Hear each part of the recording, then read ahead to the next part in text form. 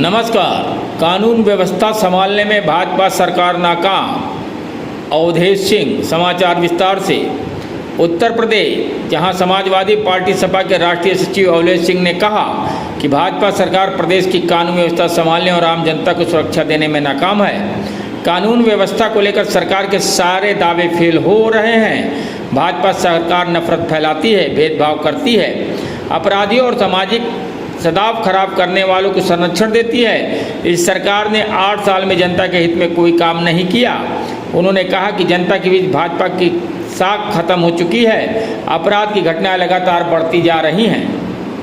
हत्या, लूट, बलात्कार और महंगाई, बेरोजगार, भ्रष्टाचार चरम पर है। स्वास्थ्य सेवाएं बर्बाद है, विकास कार्य ठप्प है, किसान, नौजवान, गरीब सभी परेशान हैं। भाजपा को लेकर जनता में भारी नाराजगी है। मूलभूत समस्याओं से जनता का ध्यान हटाने के लिए भाजपा सरकार समाज को बांटने और लोगों को गुमराह करने में लगी है।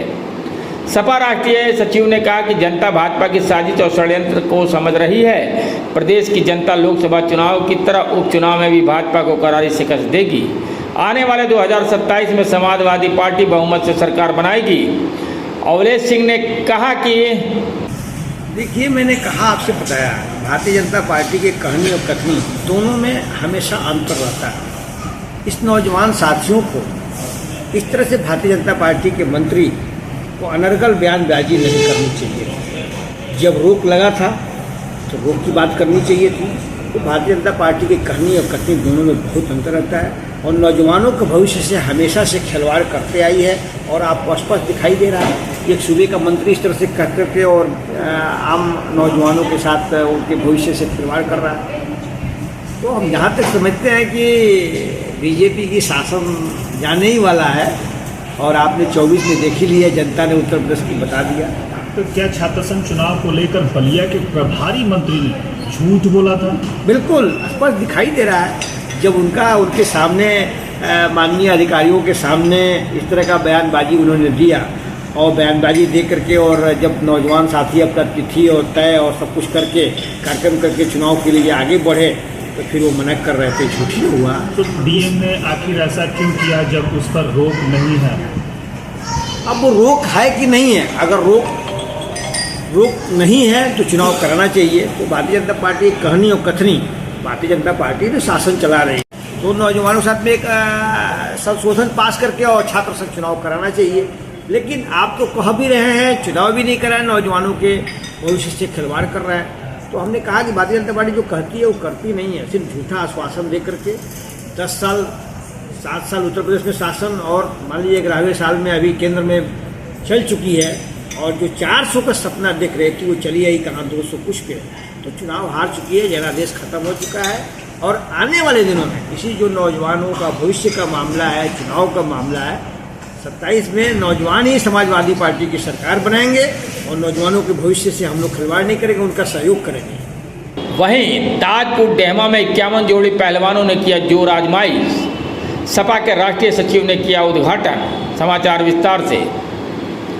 उत्तर प्रदेश बलिया गाजीपुर सीमा पर स्थित ताजपुर डेहमा में पूर्व मुख्यमंत्री मुलायम सिंह यादव की स्मृति में कुश्ती प्रतियोगिता का आयोजन किया गया। इसमें कुल 51 जोड़ों पहलवानों ने जोर आजमाइश की। इसका शुभारंभ सपा के राष्ट्रीय सचिव अवधेश सिंह ने किया। रविवार की सुबह से शाम तक पहलवानों की कुश्ती देखने के लिए भीड़ लगी रही। कार्यक्रम के आयोजक पूर्व प्रधान लाल जी ने बताया कि विगत 40 वर्षों से ताजपुर डेहमा में कुश्ती प्रतियोगिता का आयोजन निरंतर चला आ रहा है।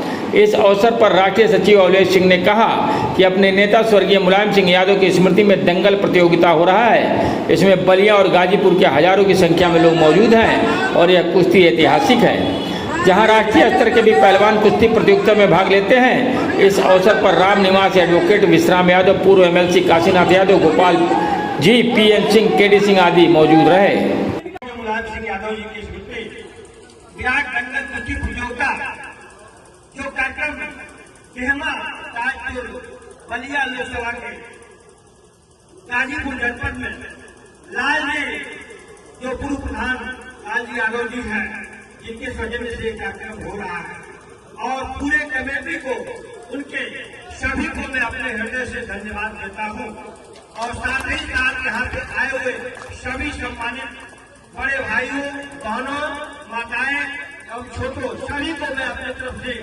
प्रणाम करता हूँ। मैं आप सबसे उम्मीद करता हूँ कि जिस खुशी के सदैव नेताजी के अमर रहने को उपलक्ष्य में आप लोगों ने आज ये कार्यक्रम कराया है, इसमें जब भी आप बुलाएंगे आपके बीच हमेशा मैं उपस्थित रहूंगा।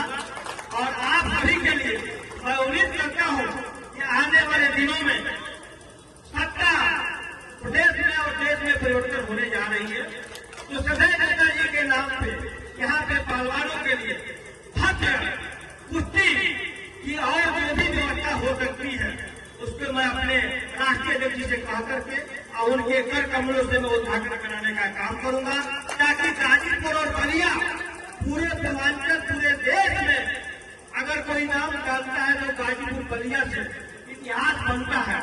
तो इसलिए मैं आप सबको वचन देता हूँ और आपको आभार प्रकट करता हूँ कि अपने नेता के चरणों का यहाँ पे मैं आपके बीच पदार्पण कराऊंगा।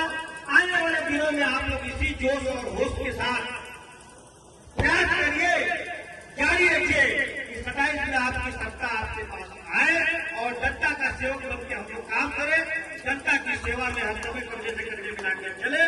फिर से मैं यहाँ के कमेटी को अपने तरफ से धन्यवाद देता हूँ, सभी को प्रणाम करता हूँ। धन्यवाद।